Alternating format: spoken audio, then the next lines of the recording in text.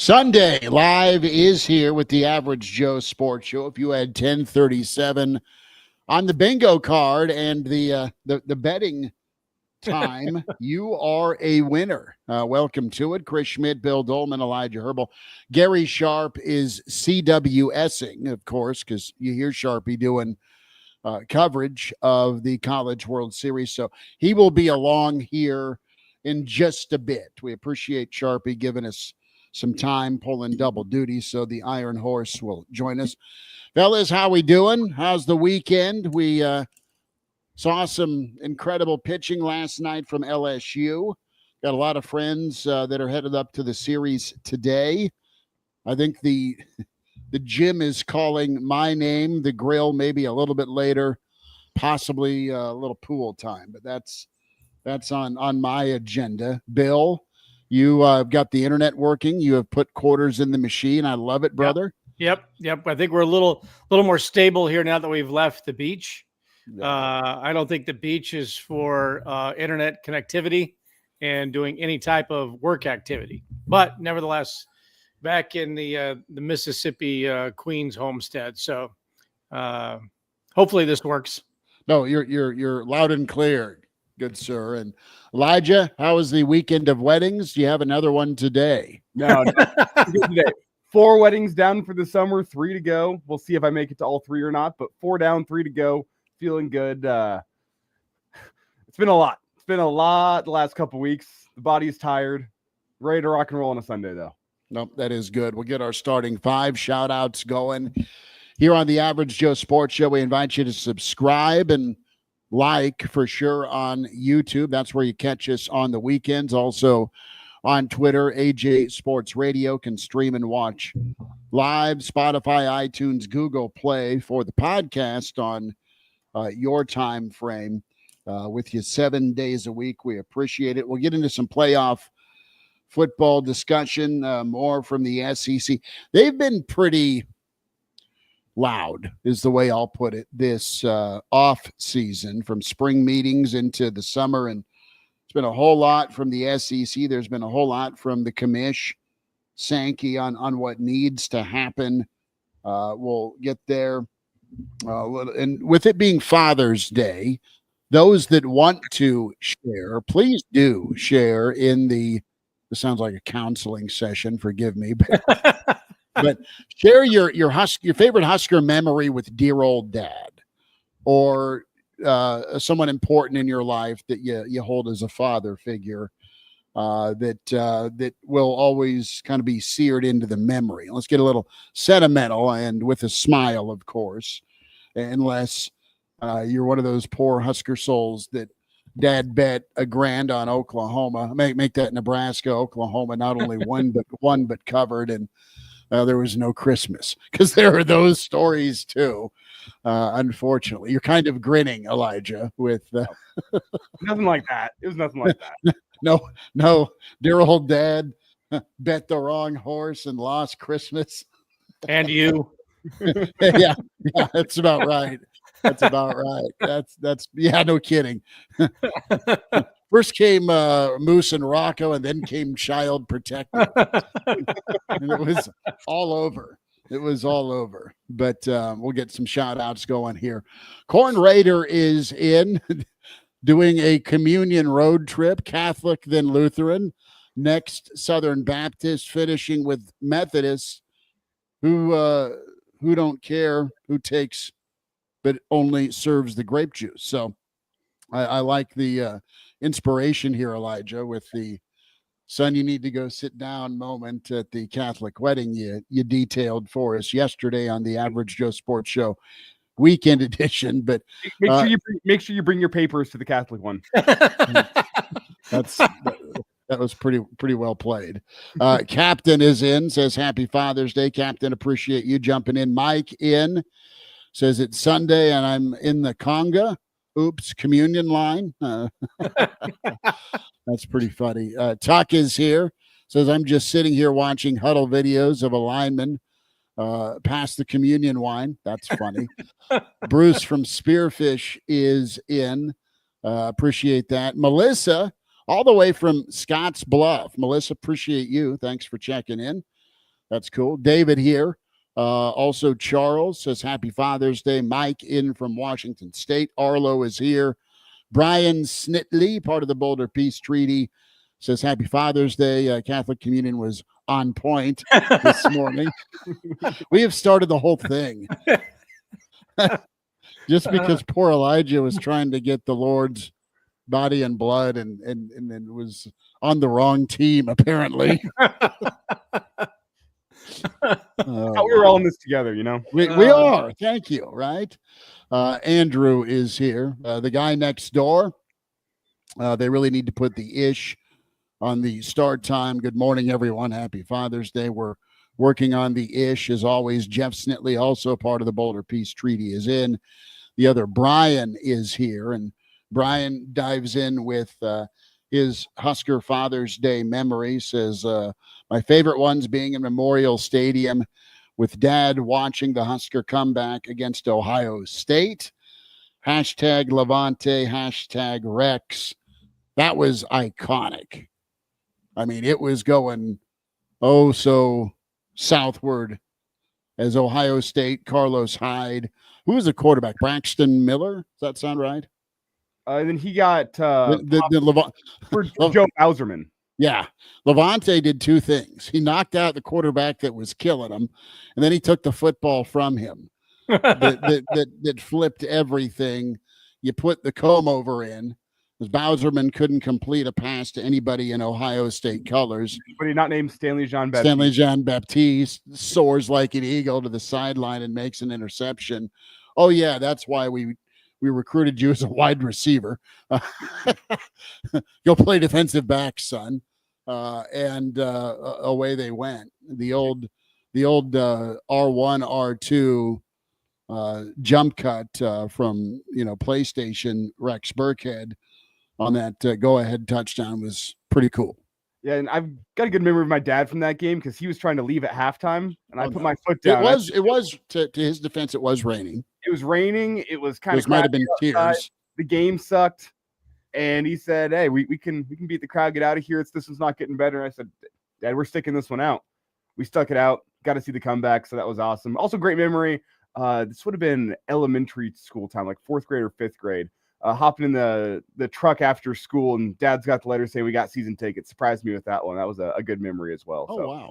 Those are the two big Husker memories that stand out, like being big time, like, the season tickets first off, and then I think it was 2 seasons later because we got the season tickets for Bo's first season. Okay. And then I think, was it year 2 of Bo or year 3 of Bo whenever they had the Ohio State comeback? I think it was is that 2011? It's 4 because 08, 09, 10, 11. It was 11 the first year they were in the Big Ten. Yeah. That was also the last year of season tickets. So. Oh, that's pretty good. I got to share a memory with just not only my dad, but it was funny for Thanksgiving. We'd alternate years. We'd either go to Norfolk, where Grandma and Grandpa Schmidt lived, for Thanksgiving with all my cousins, and that was fun. Or we'd go to McCook, where my grandma and Grandpa Hunt lived forever, and I loved spending time with them. Dad tolerated that, but Dad would also ingeniously figure out a way to get a hold of tickets to go to Colorado, Nebraska that weekend, because it was always the Black Friday game. So we'd always end up out in Boulder. Some of the times it'd be with some of his friends, and you'd stay at the Harvester, and a lot of his buddies would be there, and it was just pretty good camaraderie. And those boys knew how to pour stiff ones at 7 a.m. and get you feeling all right for that lovely 10 a.m. kickoff Mountain Time that was the 11 a.m. ABC contest. Then the surprise where Dad had a parking spot in the Journal-Star lot. Through his business, he had season tickets. We had West Balcony. This is before the facelift, right? What you now know and see with the stadium post 98. But up until that point, during the title run years, Bill, you're in the Journal Star parking lot. Well, that's where the ABC talent once upon a time would park. So we're pulling up before the Nebraska Colorado game in '94, the 200th sellout, and who's parking next to my dad's Keith Jackson. So Dad starts talking a little bit about the game with Keith, and it was pretty cool there. And then after you beat Oklahoma one year, I think it was '93, after you beat Oklahoma in '95, he's on the phone with the travel agency to get Fiesta Bowl tickets. So those are some fun memories with Joe Papa on Father's Day, Husker related. You've got Game Dog checking in. First Nebraska home game I attended was '83. He had scored 6 tickets from his paper route, and my dad and I sat right behind the Nebraska bench. Michael Heisman went for 285 and 4 touchdowns in 2.5 quarters. That's impressive. That's almost Wisconsin numbers, quite frankly. Captain talking about CWS, June 6th, '83, Okie State v. Texas. I think that was the Roger Clemens game. Pretty cool. Bill, you've got to have a ton of Husker memories with loved ones and people you're close with over the years. Now you're muted, Big Cat. You didn't want me to play in the show. No. So my dad passed away when I was 3. So my mom made sure that I had a lot of male influences in my life. And I got one of her best friends' husbands was a guy named Cliff Rigg. Okay. And there might be people around Lincoln who remember Cliff, and he ran around with the Glenn boys, the great Joe Glenn, head football coach at Montana, Northern Colorado, and Wyoming, and South Dakota. And all of the Glenn boys were kind of like big brothers and fatherly influences over me while I was growing up. And I got to be a ball boy on the sidelines for Doane College in Crete from the time I'm about 8 years old until, 12 or something like that. And then Joe left for Montana. Was a sideline kid and student manager for the Shrine Bowl for, 6 or 7 years in Crete. That's where I first met like Dave Remington and Craig Johnson and Randy Landwehr and Craig Sundberg and all kinds of, great Nebraska high school football players like that. So I was blessed in that regard to have those kind of people in my life that gave me those opportunities. But one thing I always remember from Cliff, who also taught me how to take the overs, what the plus and the minus was on the bookie sheet that he got from some guy named Rocco in Crete. And I learned how at probably sometime around the age of 8 or 9, how to parlay my bets, and also how to pick a Doyle. Doyle it up, Doyle it down. Yeah, with my betting sheet. So, and one of the valuable lessons that Cliff always would teach me was, damn it, don't ever pick the Huskers. So, I think that set me up for a life in the media. To not pick the home team for which you're going to attend and then cover later in life. So there's, valuable lessons like that as a child that I learned from the male influences in my life. And God love Cliff and all the people that he brought into my life, including the Moose and Roccos of Southeast Nebraska. Wait, did he teach you to not bet on Husker games, or did he teach you the emotional hedge bet? No, don't bet Husker games. Okay. Just flat out don't bet the Huskers. Just stay away from them. Too much exasperation in his life, and wise words. Advanced math with one Bill Doleman at the age of 9. I like it. And then the heart versus head, right? That tug of war. Yeah. What you want versus what you think's going to happen. It's a beautiful Hallmark story, really. The Uncle Cliff story, now out on Amazon.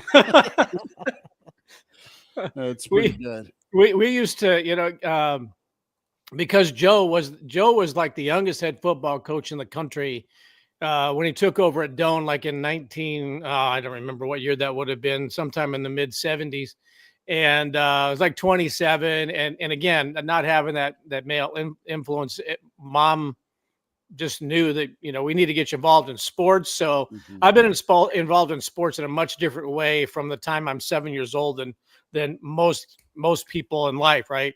I mean, I'm in coaches meetings with him there, but Cliff and his wife Shirley owned Crete Floral, and the flower shop was at the front of their home, and then they lived in the back. Well, I'd go around Crete making flower deliveries with him in the Crete Floral van Monday through Friday. And then on Saturdays for road games, we'd load up the Doane College football equipment in the Crete Floral van and then ride behind the bus to Hastings or Tarkio or Dana, Midland, Nebraska Wesleyan for those great Nyack football games back in the day.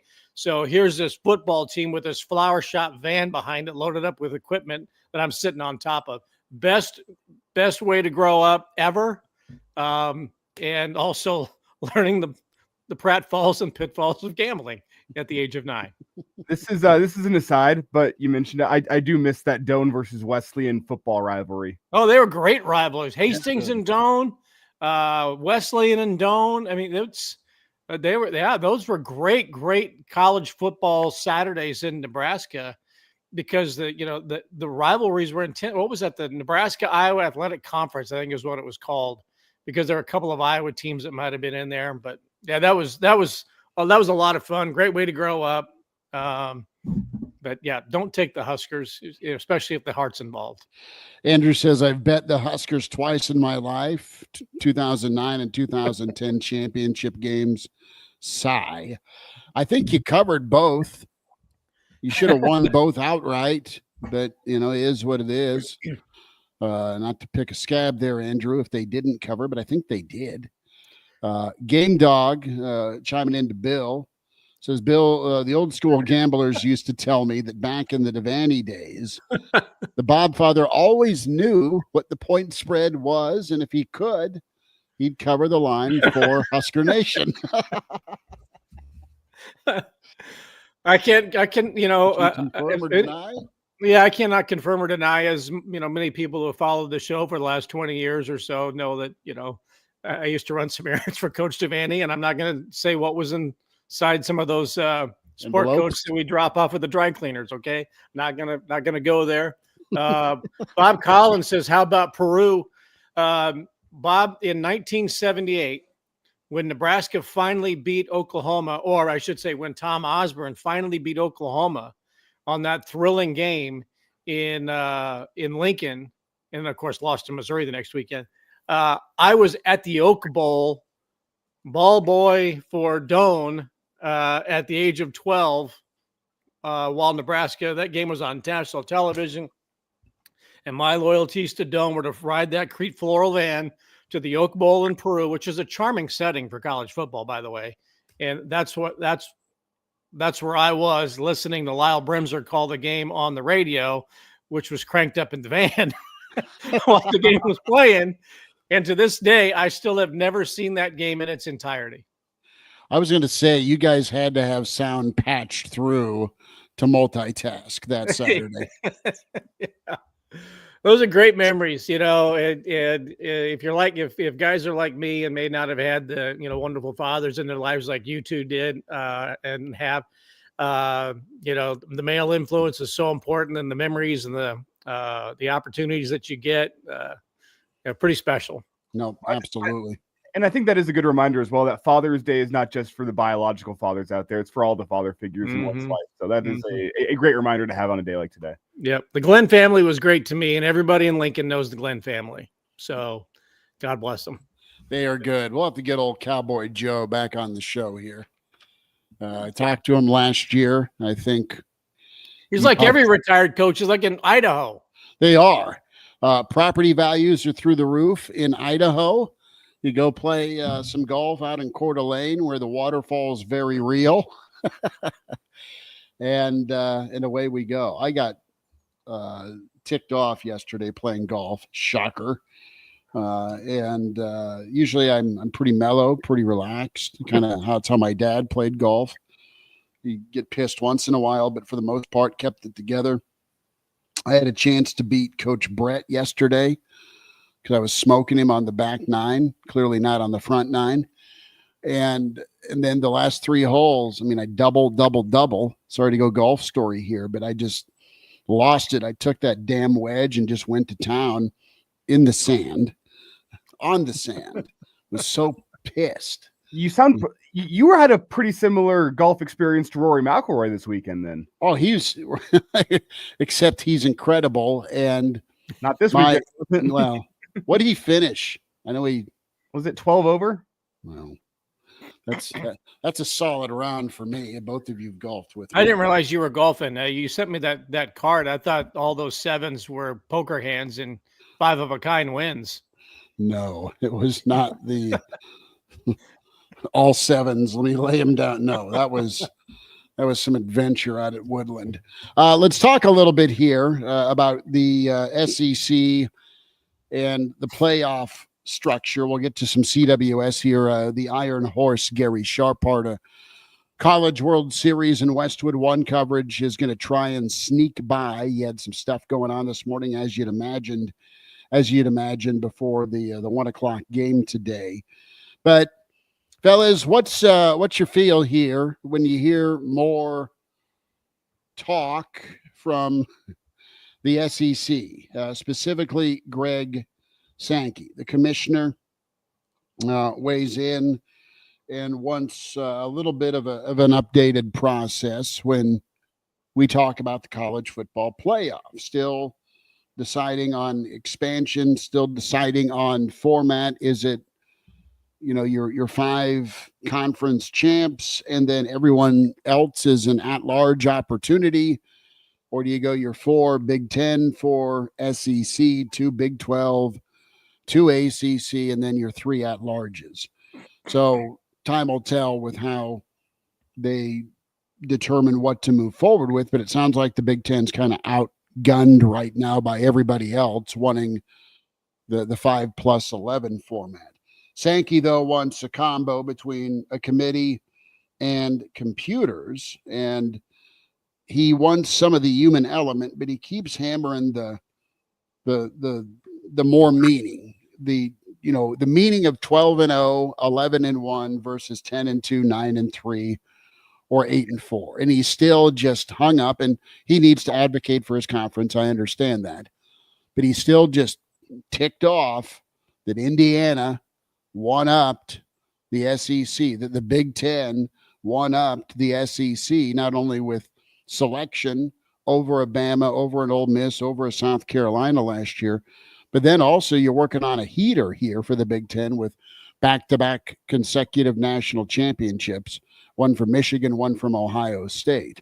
You don't know how dramatic Bama's fall is going to be, or if they've fallen and now they've gotten back up. You don't know what's the sustainability with a team like a Tennessee or a South Carolina, and what's LSU look like. Your 4 big dogs in the Big Ten look pretty solidified in comparison. I mean, you're still going to have incredible talent and options from the SEC, but right now it's the Big Ten's world, and they continue to push the narrative because they know they may not be top dog anymore. I'm amazed at how silent Tony Petitti is, who is the commissioner of the Big Ten Conference. I mean, every now and then you hear from the Big Ten perspective, and it's not necessarily reactionary in a negative way. It's, well, here's what Greg Sankey said. What do you think? Kind of thing. It's not like, hey, don't forget about us. Like what you've had from the ACC and the Big 12 and what was the Pac-12 and all that. That's all kind of defensive reactionary. And what are we going to do? Who are we going to invite? How are we going to stay relevant? How much money are we going to get? What TV contract are we going to have? Tony Petitti seems to just kind of be in this real comfortable wait and see mode right now. Again, maybe it's because the last couple of national champions have come from the Big Ten, and the Big Ten should have another team or two in perhaps Penn State if they can get over it and win a big one. I'm not sure they can. They might win a big one. I'm not sure they can win a big 3. But does Oregon come back and have the kind of year they had last year minus Dylan Gabriel? I suppose that's a possibility.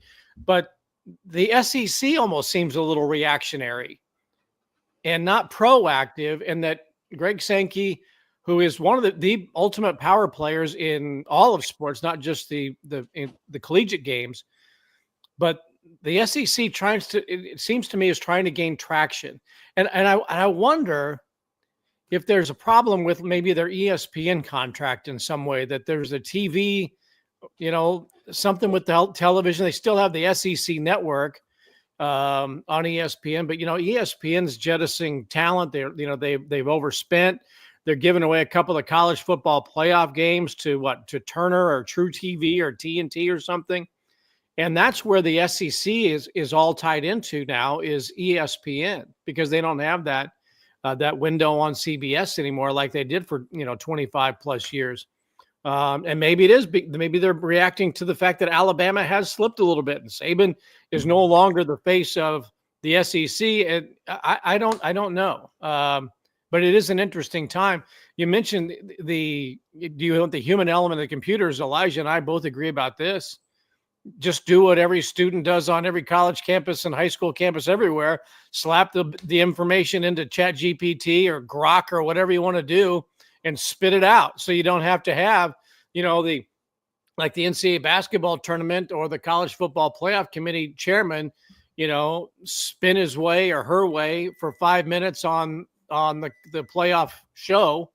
And here's why this team got in and here's why this team did not get in.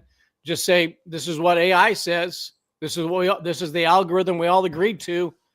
If you got 5 teams in or 4 teams in, and all the other groups of whatever 4 or 5 conferences didn't get in, that's just what it says. I turned in my homework. Mm-hmm. Well, this is pretty good here too from Mike. You think he's pissed now? Wait till they have to play 9 conference games. That's where I'm at, Elijah. Is uniform. And I'm kind of with Bill here though, with the ESPN thing in the SEC. Look what Tony Petitti went and pulled off last offseason with the NBC, CBS, and Fox. You have a deal with 3 of the biggest media partners, and oh hey, it's also the 3 media partners that will talk about you on NFL Sundays. You know what? You'll get an ad on those are the biggest sporting events in the country. NFL Sundays. People are sitting in front of their TV for 9 hours a day watching football. And what channels are they watching football on Sundays? NBC, CBS, and Fox. The Big Ten is tied in there. You look at what's happened in the playoff over the last couple of years. The Big Ten has started to take the mantle of college football being that best conference. Like, you've seen it for a couple of years now. I think Greg Sankey's feeling the pressure, realizing, you know what, the SEC is not the big dog in college football that it was. I mean, it's still a big dog, but it's not the big dog, which it had that crown for 10 to 15 seasons, being the conference in college football. The champions come out of the SEC. This is where the champions come to play. Like, right now, it's the Big Ten. And I think Greg Sankey's feeling that pressure. Well, it's great to be one of 2, which they are. But if you're in a 2-man race, you need to win that race. They're not doing that right now. There's still one of 4 people at the table. That's ESPN, fair. Fox, Big Ten, SEC. But their ability to make policy right now is what is. They've turned into the loudest guy in the bar room right now, and they used to be the guy, kind of ponying up to the bar, just having a drink, letting everyone else fight. Mm-hmm. Yeah. So that's what's shifted there. Listen, if we go back to the Indiana example, they had a charmed life through no fault of their own last year. They were a really good football team that beat most of who was on their schedule, and then got pummeled by a really, really good Notre Dame team that has some postseason seasoning to them. And on its face, yeah, I think Indiana probably gets beat by those 3 teams from the SEC that got left out. But don't lose and don't have the schedule. South Carolina and Alabama are a little different because of their non-conference schedules were better than most. But, I still want a coach or 2 in that committee room who's lived it and can explain it without any bias. I don't want an SEC coach or a Big Ten coach in there. Just give me a coach that's seen it all and done it all. There are some out there whose opinion you may or may not like, but you respect, who can say this is really truly what this team went through. This is why they belong over so-and-so. You're both from power leagues. I just don't water down the 11-1 or 12-0. You beat who you beat. In the same instance, if you do go 9-3 against a murderous schedule, that's pretty impressive too, and it needs to be considered. Well, and this is what I've been saying for a long time. There's been talk about the 5+11 way to pick the playoff. I mean, if you want to use the computer, okay. That's why I've always sat here and said the 4+4 from the SEC and the Big Ten, the 2+2 from the ACC and the Big 12, the one group of 5, and then 3 at-larges. I think that's the way to go because it gives you a very, very clear method for how you make it into the playoff. You want to make it into the playoff, finish in the top 4 of the Big 10 or the SEC, or finish in the top 2 of the Big 12 and the ACC. They won't be crying about Alabama not making it in because you know what you have to do. You have to go finish in the top 4 in your conference and potentially win a play-in game on your conference championship weekend. Like, I am all for finding a way that every single team knows preseason, this is what I have to do to make the playoff. It's not 11-1 here, might get you in, but if there's a 10-2 SEC team, you never know. Now we're going to leave it into the hands of a committee who's inherently biased. Let me know before the season exactly what I have to do to make it into the playoff. So I know, my team knows, hey, if we want to make it into the playoff, we go finish in that top 4 in the Big Ten. That's the easiest to me just because it eliminates the conversation about, well, should Bama have been in? I don't know. Did they finish top 4 in the SEC? No, guess they shouldn't have been in. Like, keep it very simple. That is my preferred method. I understand why some conferences don't want that because you want to get the maximum number of teams in. But I think it makes a lot more sense. It's going to eliminate the arguing if you just know every single year, this is what I have to do to get in. Well, why does it have to be 4 from particular? Why does it have to be 4 and 4? Who are the top 16 teams? Who are the best 16 teams to get in? Why do you have to give a welfare pick to a group of 5? And look, I've got a long history with the Mountain West, and I've covered all of these other conferences, in my career, from the Big Sky to the Mountain West to the Big Ten to the SEC to the MEAC to the SWAC. Okay, why do you have to say, here's your Christian Laettner ribbon? You get to be on the dream team. If you're one of the 16 best teams in the country, then you get in. And we all agree on whatever the algorithm is going to be because we're going to put it into the computer's hands, and the input as the data. Okay, whatever data there is, you can have a group of people, experts in the field. There's your committee, and the committee comes up with whatever information we believe needs to be included from the beginning of the season to the end, and whatever it comes out on December 5th, 6th, 7th, 8th, whatever. Those are the 16 teams that get to play. These are based on the criteria that we set forth at the beginning of the season. These are the 16 best teams at the end of the year. Some of them might be 12 or 13-0. Some of them might be 9-3 because of strength of schedule. But this is the criteria. This is what Grok said. This is what I can't spell Chat GPT, but this is what it said. And we're going with these 16 teams, and now go fight it out. But to say, well, the number 4 team in the Big Ten or the SEC gets in just because, and we're going to give this team from the AAC, CUSA, Sun Belt, Mountain West, or whatever the Pac-2 plus 10 is, you get to play too. So here you go. Here's your golden ticket, Charlie, and you get to go into the chocolate factory and play around for a little while, but you're going to get sick and die. The best 16 teams based on criteria. There you go. I just solved it. Here's my question. Is it that difficult? And I like what the other Brian put in here. When it comes to strength of schedule, it's getting harder to grade with the transfer portal. You have teams outside the Power 4 that are good, but they aren't going to get scheduled a lot of times. Nobody wants to take on Boise in the regular season. And I know they got thumped by Penn State, but Boise, were they a top 16 team for you last year? Yeah, I would say yes. I would say they probably were. And wouldn't it be better if you're Boise State that you earned one of these 16 passes, not because you're the best of the rest. So you get to go and be the sacrificial team to the top seed, because they're not going to do that weird seeding they did last year. They're going to fix that problem. That was a joke.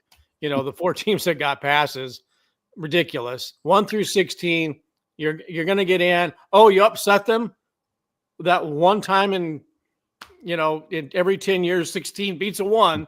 Yep. Right. Congratulations, Farley Dickinson. You made it into the round of 16, and you knocked off Ohio State and Columbus.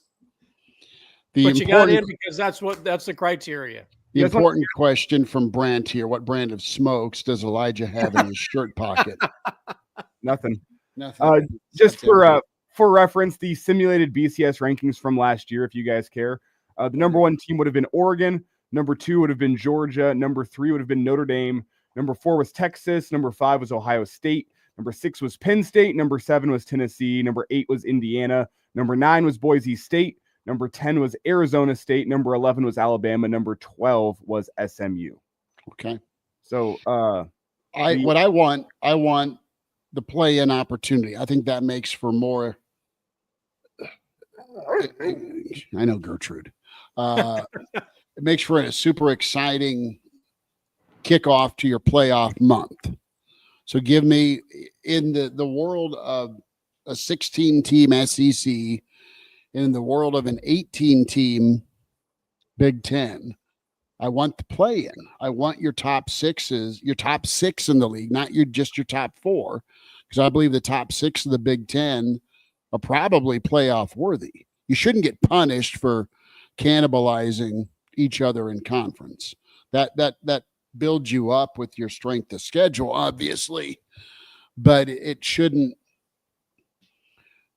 That double-edged sword part of it shouldn't keep you out. I mean, I would rather see the Big Ten's number 5 and Big Ten's number 6 than the Big 12's number 3. I just think it's a no-brainer that the deeper league clearly is going to be a better product on the football field. And should have a chance to give me a better game when it comes to playoff matchups. That's all I really care about. Give me great games all the time. Yeah, that's what it should be. The best 16 get in.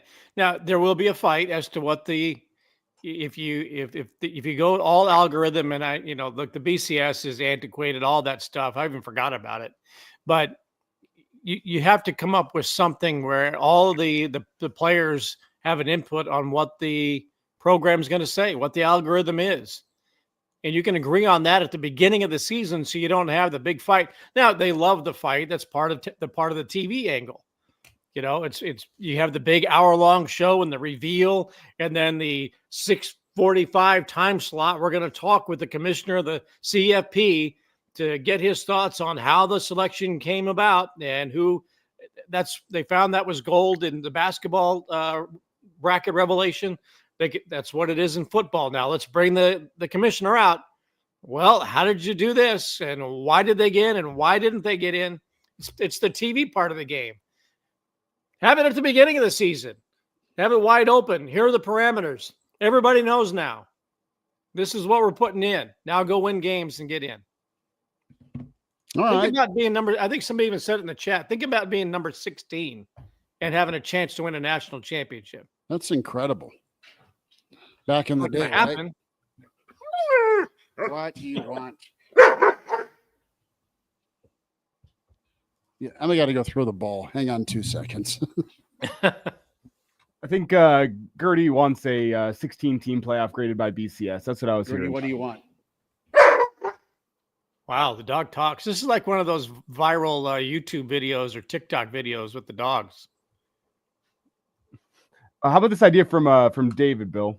How about making it mandatory you play 9 conference games to qualify for the college football playoff? Right, and that's kind of where we're in this stagnation right now with the SEC. No, we don't want to. Well, maybe you're going to have to. You're just going to have to play 9, or you put it into the program slide it into that Commodore 64 with your AOL 14.4 dial-up, which Elijah does not understand, right? But if it's part of the deal at the beginning of the season that you don't have 9 conference games, that's going to be a knock against you when it comes time to spit out the final results in December. You played 8 conference games. You didn't play 9. That's required. So that's going to be points off, right? When you turn in your assignment on Canvas to your professor, if you did not complete the rubric as it has been put forth to you, you don't get those points.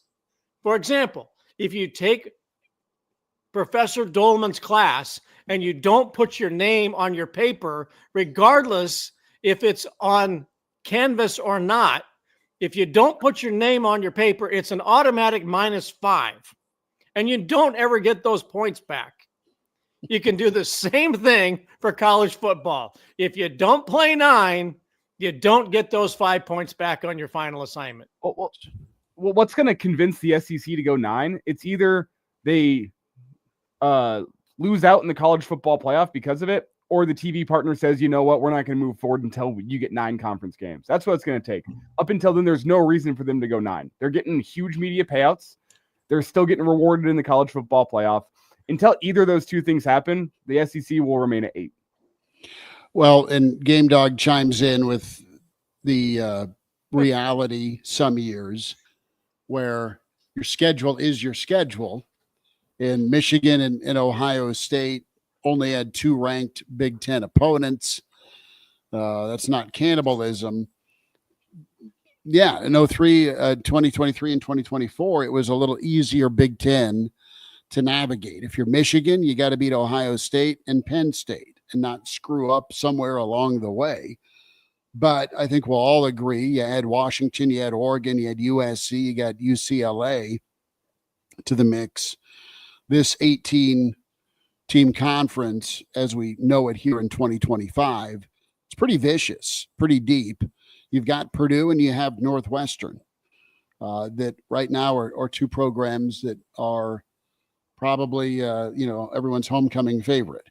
Other than that, Washington can stun you for sure. Nebraska's feeling like they're going to be climbing up a little bit. Illinois, a team right now that's a preseason favorite. And those, Iowa, go down the list. So when I talk about cannibalism, I'm looking more at the here and now of the Big Ten that is. But I want to see this conference partnership as well. Give me a non-conference. Go to 9 conference games like you're talking about, Bill and Elijah, but give me an SEC Big Ten, or give me an ACC Big Ten, or give me a Big 12 Big Ten partnership as well. So I get a really good non-conference name anyway, and maybe a good team that'll help prepare you for the rest of the season. I know that's insult to injury, as tough as your schedule may be, and we know it as guys who've covered Nebraska. Some of those years, the schedule's been brutal, and you weren't equipped for it. Well, now you can be, because you can go in the portal and presumably pick right and pay future NFL stars to come play for you for a year. And I've said this before, and I'll say it again. The only thing with that is I think a premier non-conference game with the current setup hurts you more than it helps you. In a BCS era, if we're picking 1 through 16 based on the BCS, and that's a big plus to Bill's BCS method here, is it does incentivize you to play a premier non-conference game. But as it stands right now, the premier non-conference game, starting your season off with a loss hurts you a lot more than an early season victory against a team that, hey, preseason they're top 25, but you don't know how the rest of the year is going to go. And we've seen it before. The college football playoff committee seems to weight games in November more than they weight games in late August or early September. It just, as it stands right now, hurts you more than it helps you to go play. We talked about the Nebraska-Tennessee series. Like, playing Tennessee hurts Nebraska more than it helps them as it stands right now, even if you win. Look, at the beginning of last season, it would fluctuate too based on the season that teams are having. If you were to have the rankings come out after week 0, Georgia Tech would have been number 1 for its thumping of preseason top 10 Florida State at the beginning of the year. And if Georgia Tech had beaten Indiana, they would have gotten no beauty points for it. But as the season progressed, things change, scores change. I'm talking about the results. Mhm. And, who was great at the beginning of the season, a lot depends on how your opponents, even more so in this scenario than before, because people look at strength of schedule and say, well, you haven't played anybody. You only played Florida State. I mean, yeah, they were 0-9 or whatever they were, right? But things change as the season goes on, and that would fluctuate with whatever AI would spit out, I guess. But anyway.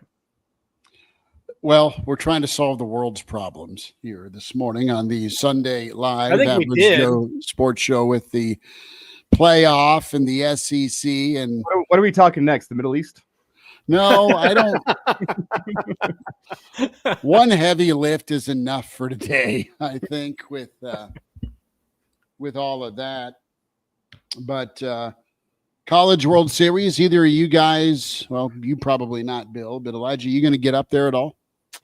We'll see. It's always tough with the schedule of our shows. I mean, today I'm going to be working here until late into the evening, so I'm not going to be able to make it up today.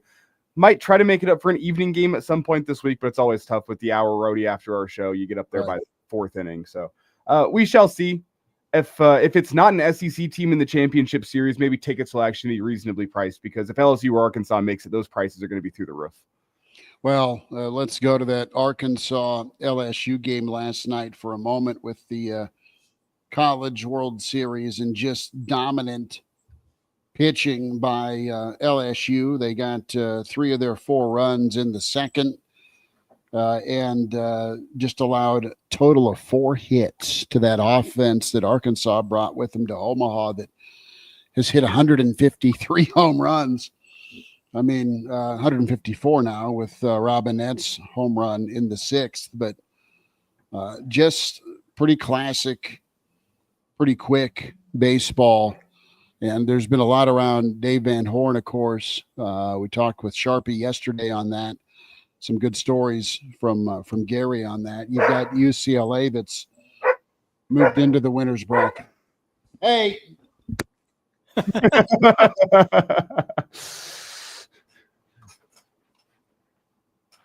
You into the winner's bracket.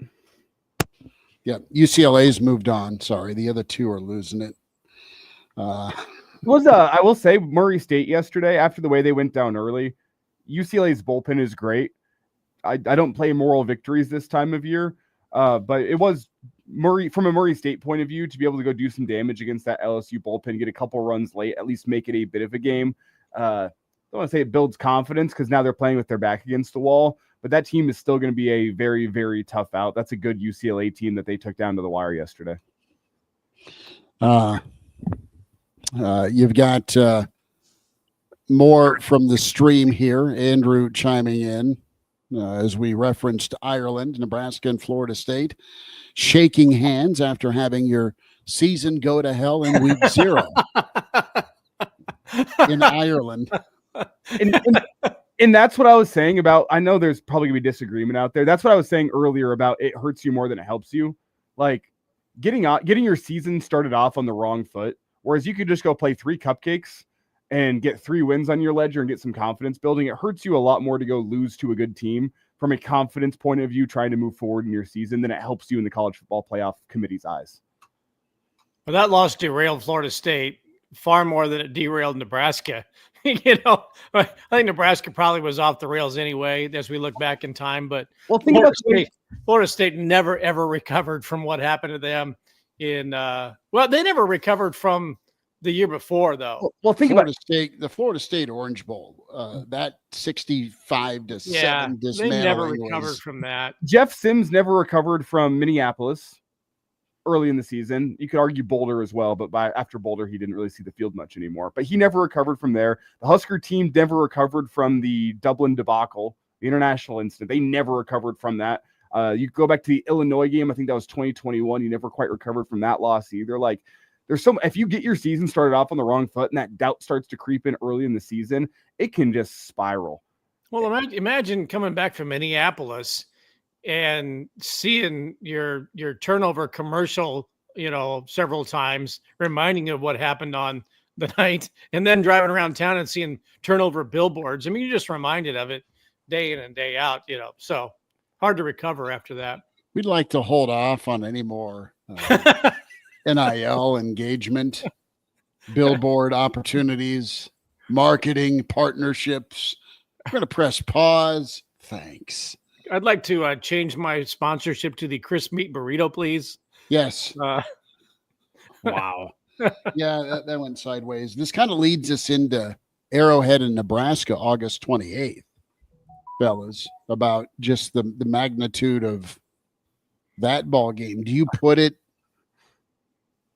Do you put the weight on that game up there with other, as we look back, pivotal moments? We'll know when we know, but I think it's enormous. I think it's absolutely a giant opportunity. I don't look at it, though, this year, if I'm putting my Nebraska fan hat on, in a view of fear. I look at it as, hey, this is as good as you could ask for. It's not a team that is clearly superior than you. It's not facing like a Bama or pick some big dog.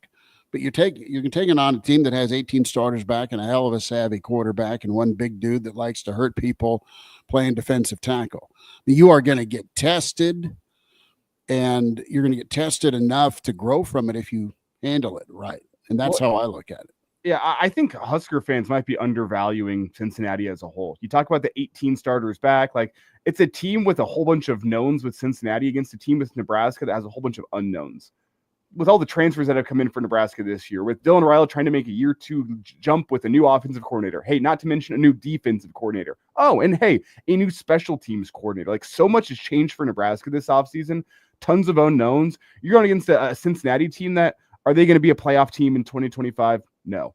Like, I can say that with as much as they've returned, I can say that probably not with certainty, but a pretty good idea. They're not going to be a playoff team, but they're going to be a solid football team this year. It's a way to kick off the season, but don't undervalue that Cincinnati team. Like, they got some question marks in the secondary, but their offense is going to be able to put up points. They have a returning quarterback. They have some beef along their defensive line. It's going to be a really good test for this Husker football team. Like Kobe says, since he stunk in the Big 12 last year, they weren't great. That's what I'm saying. They're not going to beat Arizona State. They're not going to be a college football playoff team, but they're dangerous. You can't undervalue what that team is going to bring to Arrowhead in late August. Well, especially when you get them.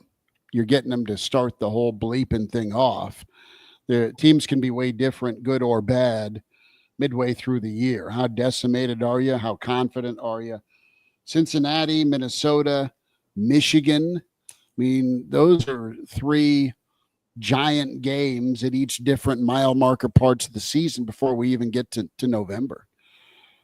So I don't know. How would you rank importance right now? Would you put Cincinnati as, the magnitude, the weight, most important games? Would you go Cincinnati over Michigan? Would you go Minnesota over Cincinnati? Not to go full coach speak here. The most important game's the next one. I thank you. you and your huddle video. You just go ahead and coach speak it. I love it. Good technique, son. Great technique. Have you checked the huddle highlight video? Have we filled Bill in on this? No, I don't think so.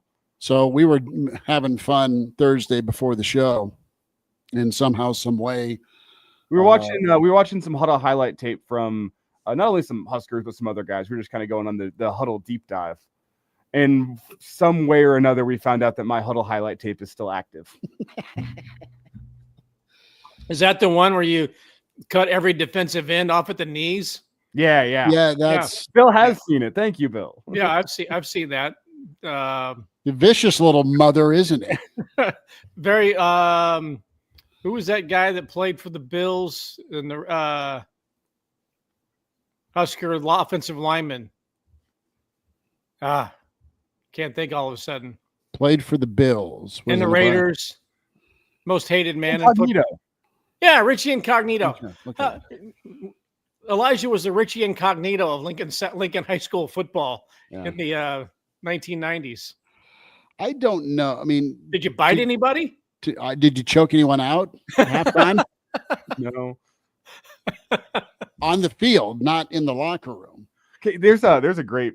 You guys remember? So I was at Lincoln Southeast night, but do you guys remember Gerald Foster at Nebraska? Yeah, oh yeah. He had a bit of incognito to him whenever he was at Southeast. The story I heard, which I cannot explicitly confirm, but I've heard it from enough people, I was at Southeast at the time, was that pre-snap on a play, and he played both ways his senior year, offense, defense, and he was a big guy.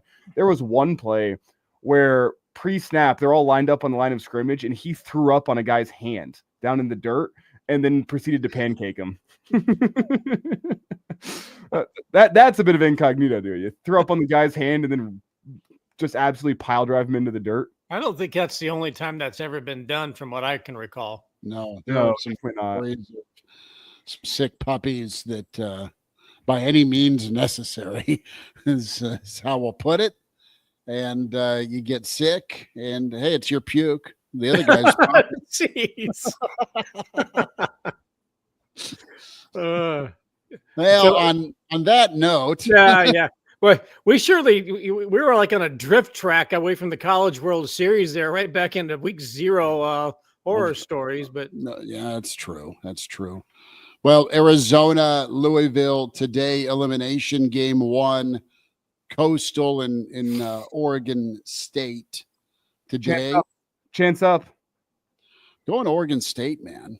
I know we love Pat Casey, but I love Coastal Carolina. I love that story. 24 straight wins now for the Chanticleers. Like, it's hard for me to root against them. And I love the teal. I need to get up and get. That's one thing. I need to go get a Coastal Carolina shirt. If someone's up at the College World Series, I will Venmo you to grab me a shirt. Okay, I like that. Our friends from the Boulder Peace Treaty have confirmed, not only with their 5 parking spots for the average Joe pregame and postgame tailgate, we have 2 generators and a Starlink account. We are living large in so power and communication will not be a problem. Thanks, Elon. Well, thank the Snitley boys. How many beers? How many cornhole setups we got? Well, they are masters at cornhole. They're incredible at that. Beers, brother, you can only imagine how Husker fans will get down at a tailgate party in Arrowhead with plenty of room. We need some Bloody Marys for Mr. Spindler as well. Okay, that's fair. Well, what we're going to have to do with that kickoff being 8:00, we're going to do the normal Average Joe Sports Show Friday edition from Arrowhead. But then we need to do we'll probably end up doing the After Dark post-game Real Red reaction show. But we need to do kind of uncensored, uncut from 6 to 7 p.m. just on the stream. That's what I'm saying. Like, what would you call it? I mean, we'll get Clausburn in there for an extended sit down. A whiskey in hand kind of hour? Could be, yeah. Well, for some of you, I mean, some of us will be covering the game, so it probably isn't a great idea to have whiskey in hand and then go to the press box. We'll be frowned upon, Bill. We'll be cheering for our parlays up in the press box that way. Yeah, I think that would be the Average Joe 7-second or 17-second delay edition.